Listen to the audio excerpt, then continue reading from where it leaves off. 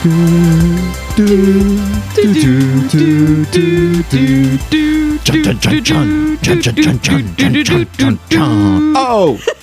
yeah. Yes, that's my favorite Kesha song, by the way. Kesha song. Wait. That's funny. No, that's the Olympics song, right? Yeah, that's the Olympics. Ah, man. Okay. I stand corrected. You stand corrected? Yeah, that too. The Olympics, Kris, as we're recording this, the Olympics are on. Wow. Actually, probably literally on television right now. That's actually a good point. I have no idea. Yeah. You don't know? You're not an Olympic fan? I mean, You not don't that care. I'm not an Olympic fan. It's just there's already enough going on. Sorry. So you're more a fan of everything else then, huh? I'm a fan of trying to enjoy the weekend because I have to work next day. Oh, and enjoying the weekend does not include the Olympics then, huh? No, the answer is Not no. necessarily. It's okay. It's okay to Sorry. not dig the Olympics. I don't know, Kris. When I was, particularly in elementary school, the Olympics was a big thing. Yes. And I was all about it. And I loved to watch as much as I could. Right. I feel like I liked it a lot more when I was younger. Yeah, me too. And now I'm just like, I cannot afford to care. Right. Like, if I were to sit down and watch it, I'd be like, yeah, this is obviously cool. You get to see the best athletes in the world participating at their sport, right? But I can't even pull myself to the TV to sit down and even turn it on. Same. I'm just like, I'm sure somebody will win and somebody they will got lose. this. And They're going to do great. USA will do what they do. And, like, it has no consequence whatsoever for me in my life. Basically. I will say that even though I haven't actively sought out the Olympics, Kris, the Olympics has found me. What? Yes. No, me too. Yeah. How has it found you exactly? It seems right now, especially on social media, no matter where you turn, something pops up and someone's mad about something. Or someone's won something. Or some weird person has done some weird thing. I don't know. I thought the Olympics were supposed to be a joyous time, and everybo's upset. Right? Everyone's mad. Not everybody, but, not you know, everyone. kind of the usual suspects. You know who you are. You know who you are. No, but you're right. And that's how the Olympics has found me, because I consume a lot of political news. There have already been several controversies in these Olympics. It has to do with individuals, particularly when it comes to, well, how do I want to say it? Gender. What I found is the controversies that I have seen so far is any individual that someone decides they are uncomfortable with. Oh, yes. That's what it is, which is so funny because that has nothing to do with the Olympics. But okay. Well, what are you referring to, Kris? Well, the opening ceremony, the very beginning. Good golly. Very good place to start. Yeah. So, for the opening ceremony, which took place in France, obviously, where it's happening this year. Kris, there's a place in France where the drag queens dance. So, the opening ceremony for the Olympics, what happened was these drag queens were doing a performance, and they were supposed to reflect the Table of Dionysus, which is a Greek tribute. Okay. And, you know, the Olympics are based off of historically the Olympians, the Greek mythology, and Olympia was the mythological place where the Greek gods would hold, you know, these Olympics.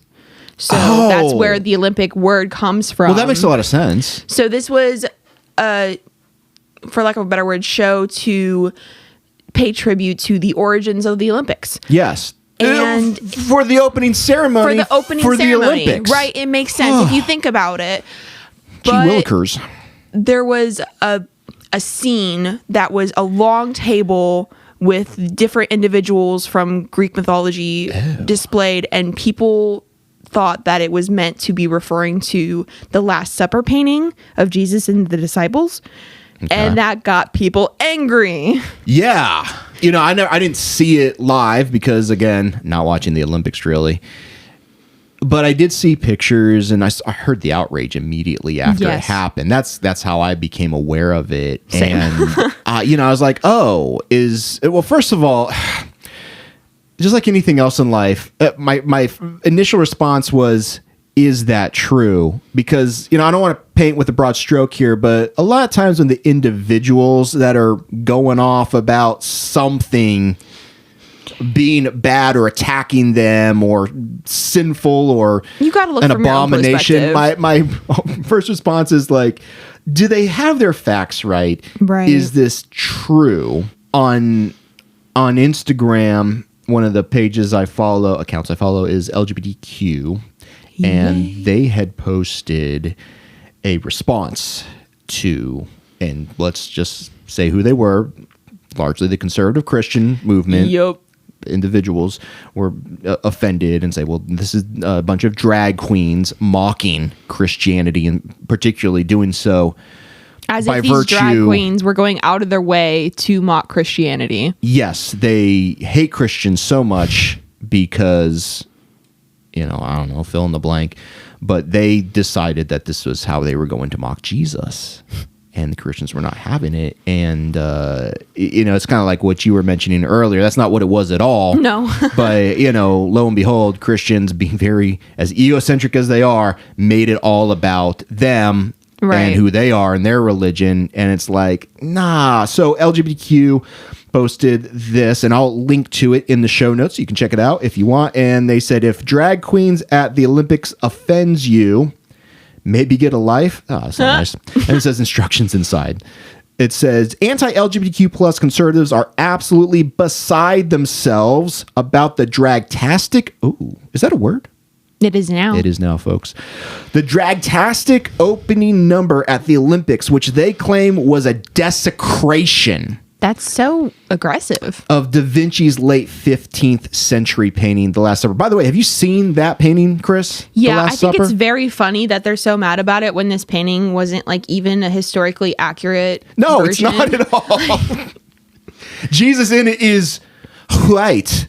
Was Jesus white much? No. Historically speaking, no. Like no. it's not so accurate at all. It's just goofy stuff. And but here's the thing that really irritated me about this whole story, because again, Christians being outraged by something pretty normal, happens all the time. Don't even bat an eye at it. But here's what got me.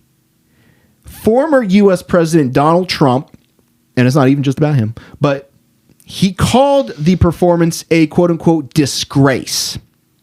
And US House Speaker Mike Johnson said it was, quote unquote, shocking and insulting, calling it an assault on the Christian faith. Right. Somehow it became a catalyst for, we have to get this country back to Christian standards because people don't respect Christianity. And like you mentioned earlier, this had nothing to do with the Last Supper. No. There's an article that I'll attach onto the show notes as well from AP talking about the individual that I feel bad for the person who designed it. Yeah. Because they were like, I had no idea. I wasn't trying to be disrespectful. Right. And it's just like, what it ended up being inspired after was just another feast painting. Right. That was actually more than one feast happens. Yeah. It's like, you do realize that there have been multiple artists that have painted multiple feasts, and they all kind of look the same because that's what a feast is. The thing that really made me laugh about this in particular, the Olympic ceremony, was that one of the characters was blue. Right. I'm like, why shouldn't that be like an automatic red flag? Like, oh, this is not the typical Jesus painting. There's a blue person here. Like, something's going on. Yeah, I don't know. I don't know what goes through these people's heads. But again, the bottom line was, and again, the thing that really bothers me is you have people who are in positions of authority and who really, by virtue of that, should know better than to spread blatant disinformation, because they just made that up. It had nothing to do with the Last Supper. They weren't mocking it, and they said this is an assault on Christianity, I guess, because it looks like maybe this is the Last Supper. They decided that it was. Right.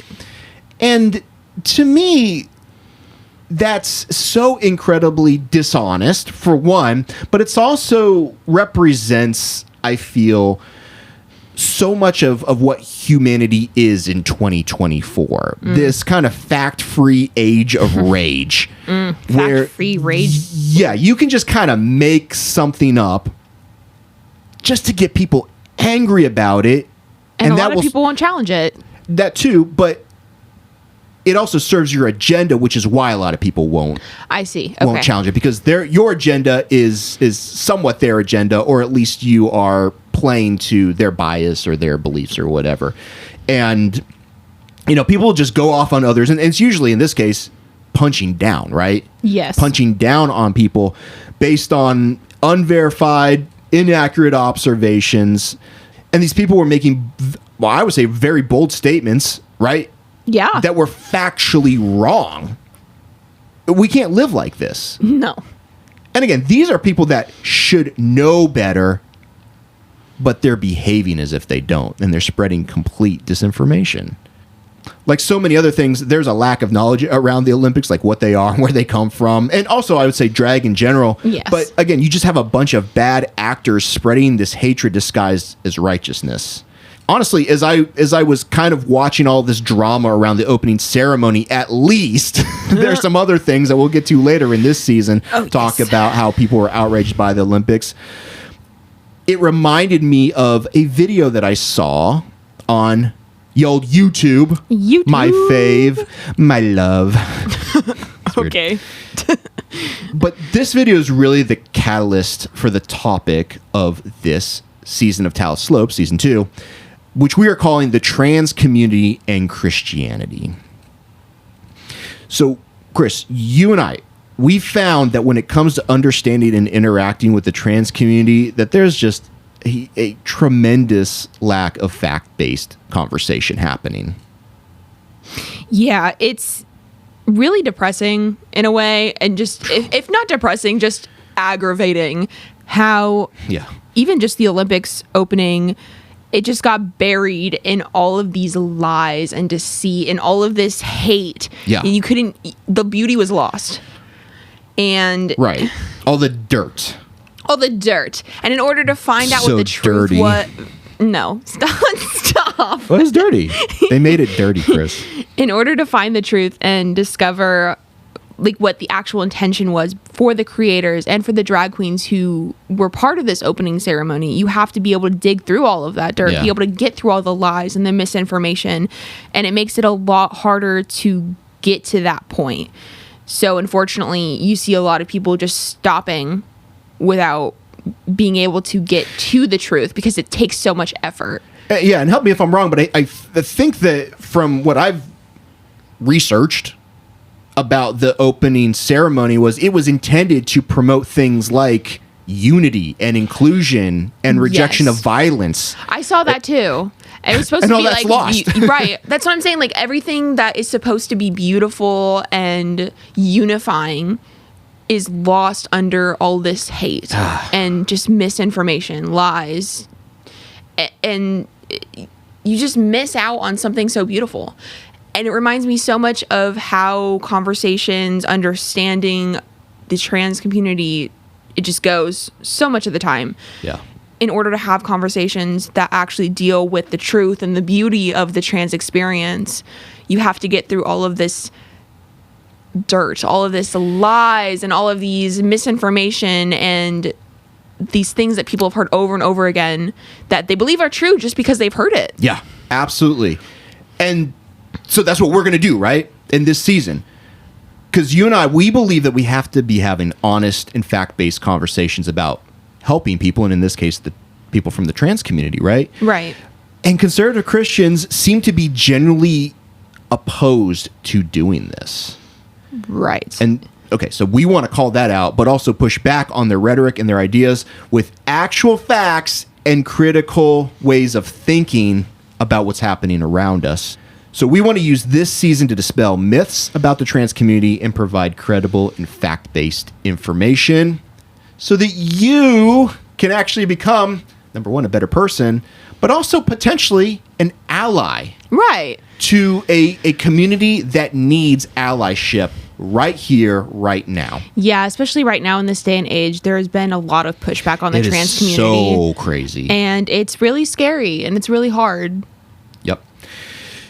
So before we go any further, now that you all know what this season is going to be all about and why we want to address this topic and the subject matter within it, we do have a disclaimer to our audience, which is you.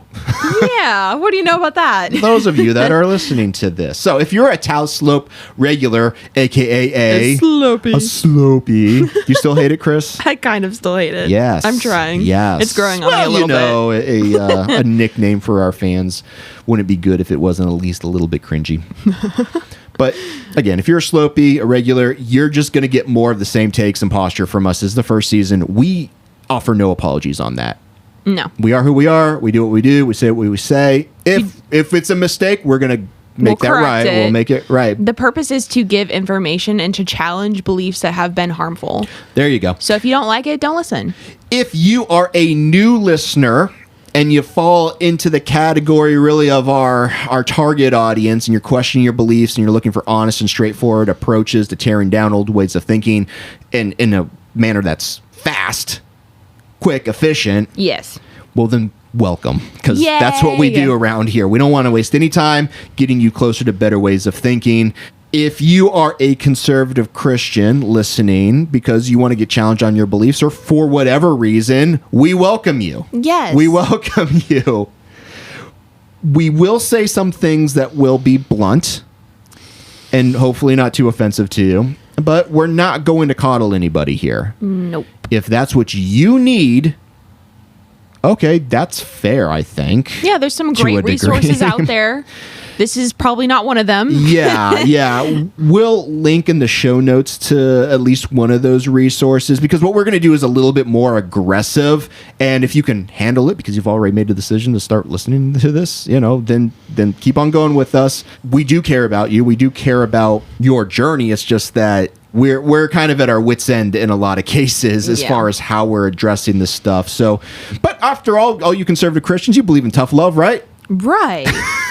That's what tough love. That's what you think is good for the LGBTQ plus community. I guess what's good for the goose is good for the gander. So we are going to attack on substance, right? Not on humanity. We're going after the substance of bad faith arguments and not the people themselves. I think that we have traditionally done that pretty well.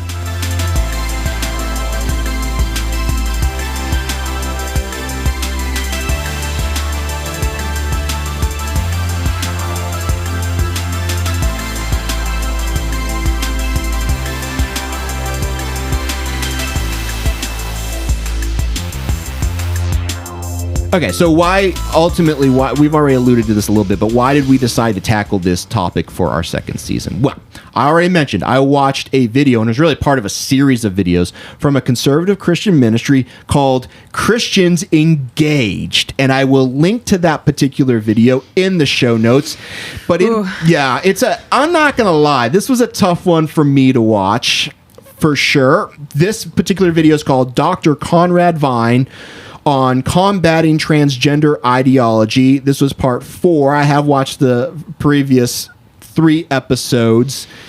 It's painful. Is really a tough watch because there is so much mis and disinformation in it.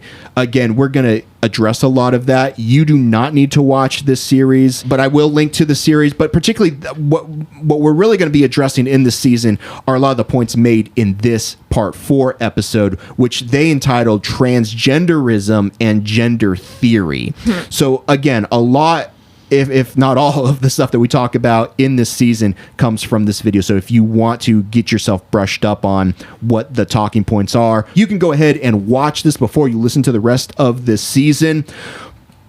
Or you can just tune in and we'll address the video. I will say, as someone who is part of the queer community, it was really hard to watch these videos, and I had to stop watching them. Yeah.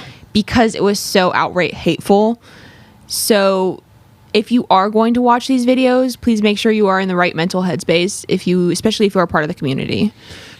I want to say off the bat that the video and the people in it that we'll be referring to in this season are not only transphobic, but they are also actively participating in hate speech, dehumanization. They're espousing hateful ideologies, and they call it love. Yeah, it's crazy. Ooh. And we're going to say right here, right now, Episode 1 of Season 2, it ain't love, it's hate. Now, whether you agree or disagree with us on that, let us tell you why we believe that these messages in the series are hateful.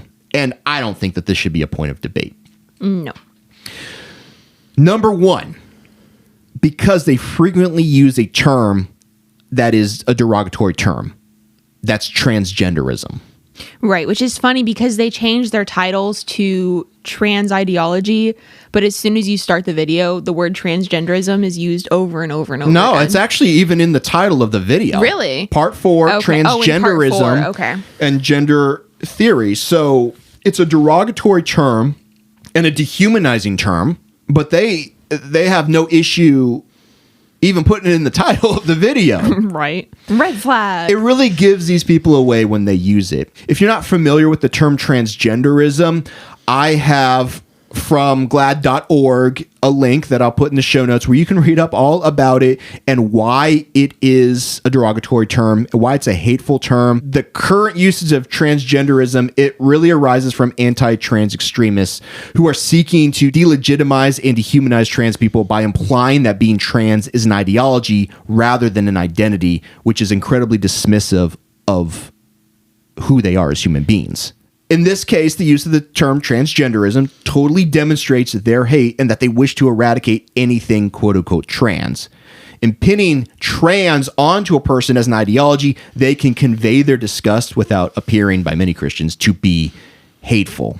But because being trans is an identity, not an idea, a person cannot change this. Right. As a person could with any other ideology. It is a part of them. So actually, it is them. They are trans. Any attempt to erase the quote-unquote trans from someone actually insists that this person is the issue and they have to be eliminated, which, I don't know, Kris, I think is hateful. That is hateful. The dictionary tells us that hate is an extreme dislike or disgust for something. They're just hiding their hatred of people behind something else that they call an ideology. Yeah, it's just this wonky rhetoric that is not real. It's just a made up thing. Mm-hmm. That's what they hide behind. But we want to call that out. The ADL actually says this, and I'll link to this as well, but by using the term transgenderism instead of trans people, anti-trans activists call for online and offline marginalization of and or harm to transgender individuals under the guise of opposing an ideology, which is what this video is all about, which is what conservative Christians have historically done with the trans community. ADL gets it. Yeah, that makes sense to me too. So again, if you want more information on this, I'll have a whole bunch of links that you can get researched up. Aside from us, check our work, please. Please do your own research. But it's there. I mean, look, conservatives just need to slow their roll on all this rhetoric because they do not know what they're saying, and that's like the worst part of it. All right, number 2, this video. There's frequent disinformation in the presentation. We will draw so all of this. It's bad. But what's even worse is the way they react to it. Like, they'll say an upright lie and be like, "Oh yeah, that makes so much sense." Oh, I know exactly what you're talking. Yes. Oh my goodness. So we're gonna articulate that as we go throughout the season. But the disinformation is wildly out of control. Number 3, there are just a ton of unfounded claims that are not representative of the trans community at large. And Kris, you and I, we've done a lot of work looking at statistics, analyzing them. I mean, you've got your own personal experience. Yeah, I know. I'm like, wow. That kind of helps in this conversation. And, throughout this season, we're going to constantly and consistently be providing links to sources to show our work, something that these people do not do. I mean, if you watch this video, and in fact, that entire series, there are wild claims being made, but I don't see any sources being cited. No, none. That is wild. Then that conservative Christian would be like, yeah, that makes sense. That makes sense. He said it, so it must be true. And he's a doctor. Oh my gosh. Dr. Conrad Vine. It's like we'll talk more about that later. But okay, let me not go off on it now. Yeah. Number 4, there's just a deluge of transphobic rhetoric that we're going to point out and describe throughout this season. Number 5, all of the anti-trans premises are Yes, let's just call it what it is. Yes, let us do it. Which means that they're created out of bad faith. Mm-hmm. Which is like, that's the thing that kills me the most about. It's like they particularly know right now. They know. But part B of this point, these points are created to eradicate the existence of trans people in society, and I really cannot think of a more hateful thing to do to a group of people that are simply innocent and well-meaning. Yeah. Number 6. Within this video, the individuals in it, they're demonstrating that they do not want to learn or become educated about the trans community in any good faith way, which to me is maybe one of the most problematic aspects of this video. They refuse to listen and learn. Like if Dr. Conrad Vine was an expert in gender studies or something, maybe he'd have more credibility. He is doctor. I found, by the way, his credentials on LinkedIn. Here's his you want to know his education, Kris? Yeah. He's got his bachelor degrees in business administration, management, and operations from Aston University. He got his master's degree from Newbold College, which is in the UK, with discipleship and biblical spirituality. And then he got his doctorate of ministry in biblical spirituality and discipleship. So that's his education, but they have him on this video as an expert in regards to the trans community. That's what I'm saying. Like, he as actually bogus. has no credentials. As like legit bogus. And, but I wouldn't be so harsh on that decision if he was giving us good information. Or at least resources. Citing sources. Well, I mean, he's not citing his sources in any of these videos, really, for the most part. I mean, some of the most extreme stuff he says, I'm waiting to hear the source, and then he just continues on. Right. while the host is just like, oh, that's so true. Oh, yeah. But the stuff that he is claiming has all been debunked 100 times over at this point. I have found through lots of experience, unfortunately, that Christians are typically more willing to listen to experts in Christianity over experts in whatever the experience is. And that applies to basically anything. Mental health. So true. Finance, the queer community. Like, it applies to everything. That's so goofy. Like, please, Christians, anybody, stop doing that. Yes, please. You have to stop. Number 7.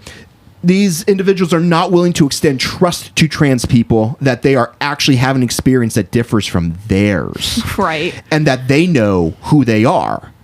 It demonstrates an incredible amount of disrespect to tell someone that you know them better than that they know themselves. Right. And number 8, these individuals in this video are not willing to extend the same freedom that they have to be who they are and love who they love in healthy, consensual, and loving ways, of course. Christians are seeking to control the trans community in this way, whereas the actual teachings of Jesus provide freedom to love. Right. And to do good. What's the opposite of freedom? Well, that's what Christians are urging upon the trans community here. Yeah. Make it make sense. It's so... Right, like backwards. If you say anything against it, you're fighting Jesus, even though Jesus himself would probably be hanging out with the trans people all the time. Oh, 100%. 100%. Come on. Yeah, I think we agree on that. So look, I am excited about this season, Kris. We've already put in a ton of work and research and discussion into this so that we can fight for what's right. This is really important, not only just to us personally, but to the world that we live in and to a lot of innocent people. So this is something worth caring about. We're done here for today. I'm excited about it. Me too. Chris. Yeah. Joke time much? Joke time. Should we do an Olympics joke? Oh, sure. Yeah. Do you have one already? I don't. I'm going to look one up right here, right now on my cellular device. Is that how you say that? Why would you say it like that? Olympic joke. How do you spell Olympics? Olympics jokes. I love the Olympics jokes. This is from Scout Life magazine. I'm going to open this up, see what this says. Okay, I'm just going to read the first one, okay? Okay. It better be good. I mean, scoutlife.org. Oh. Okay. Hey, Kris. Yeah. What's the name of the fastest dinosaur at the Olympics? I don't know. The Prontosaurus. Wow, that was bad. Like, Pronto. get here pronto. That was pretty bad. Oh, this was sent in by somebody from Akron, Ohio. Oh. OH. Hi-oh. Sing.